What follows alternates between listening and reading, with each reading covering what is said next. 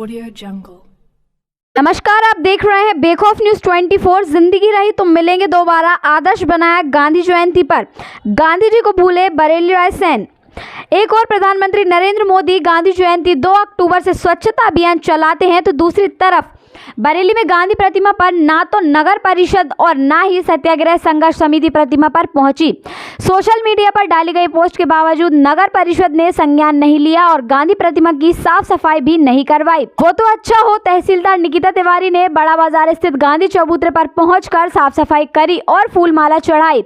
साथ आए पत्रकारों ने गांधी जी की प्रतिमा पर फूल माला अर्पित कर तिलक लगाकर गांधी जी को याद किया। महज राजनीति के लिए उपयोग हो रहे गांधी जी को इस तरह भूलकर महज राजनीति करने वाले जनप्रतिनिधि, चाहे कांग्रेस हो या बीजेपी के लोग, भूले गांधी जी को। तहसीलदार ने 1 बजे गांधी प्रतिमा पर आकर फूलमाला अर्पित किया। किसान सभा घर में गांधी जयंती के उपलक्ष्य में एवं लाल बहादुर शास्त्री जी को याद किया गया और बदली नगर के सभी गणमान्य नागरिक उपस्थित रहे और शासन प्रशासन की नीतियों का बखान किया, जिससे कि स्वच्छ भारत अभियान के तहत गांधी जयंती को मनाया जा सके।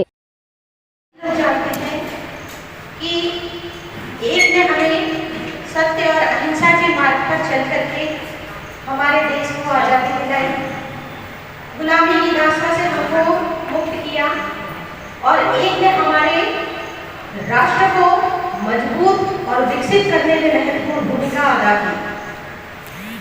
जब देश स्वतंत्र नहीं था तो एक अलग तरह की जिम्मेदारी थी, एक अलग तरह का दायित्व था। दास्तां की बेड़ी से जकड़ा हुआ देश स्वतंत्रता होने के लिए प्रयास कर रहा था। हमारे देश के महान वीरों ने, महान सपूतों ने और हमारे देश के अनगिनत, जिनका नाम भी इतिहास में नहीं है, उन अमर शहीदों ने इस देश को स्वतंत्र कराने के लिए अपना बलिदान दिया।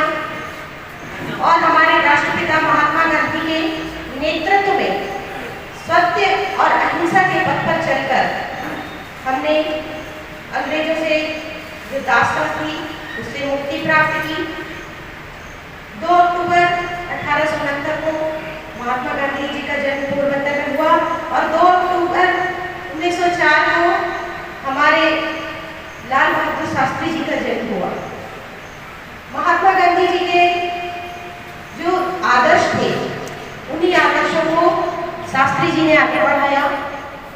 शास्त्री जी ने जाति प्रथा को लेकर के बहुत अधिक उन्होंने इसका विरोध किया, क्योंकि आप सबको शायद जानकारी होगी कि शास्त्री जी श्रीवास्तव थे, लेकिन उन्होंने अपने नाम के साथ श्रीवास्तव शब्द हटा दिया था, क्योंकि वे जाति प्रथा के बहुत विरोधी थे।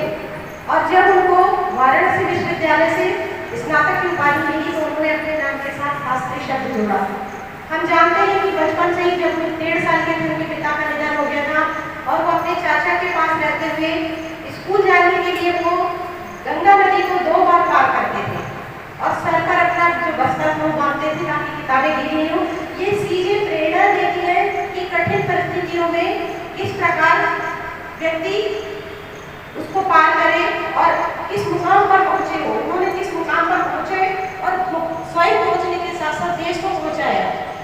जब देश आजाद हुआ वो आर्थिक रूप से इतना सशक्त नहीं था, इतना विकसित नहीं था। एक अलग तरह की चुनौतियां थी कि किस प्रकार से हम आजाद तो हो गए थे, लेकिन जब एक व्यवस्था को चलाना होता है तब बहुत बड़ी जिम्मेदारी सर पर आती है, बहुत महत्वपूर्ण दायित्व सर पर आते हैं कि उस व्यवस्था को चलाया कैसे जाए, उस व्यवस्था को मजबूत कैसे किया जाए, क्योंकि नया नया हमारा देश स्वतंत्र हुआ था।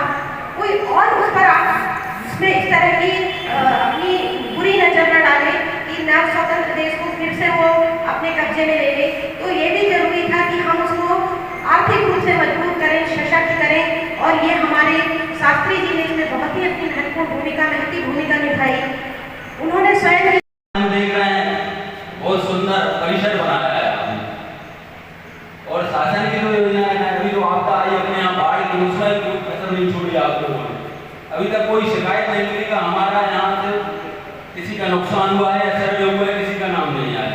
बाकायदा सभी का पूरा राजस्व परिवार